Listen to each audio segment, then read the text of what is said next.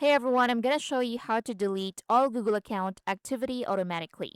So to start, open Google and at the right side, click your profile. Then make sure you're logged in into Google. So next, click Manage your Google account. Then click Data Privacy. Next, scroll down and go to View My Activity. Then go to Web and App Activity. Then scroll down and from here, go to Auto Delete. So choose Auto Delete Activity older than and select the months. You can select 3 months, 18 months, or 36 months. So let's select 18 months for example and click on next. So confirm your preference to auto delete activity older than 18 months.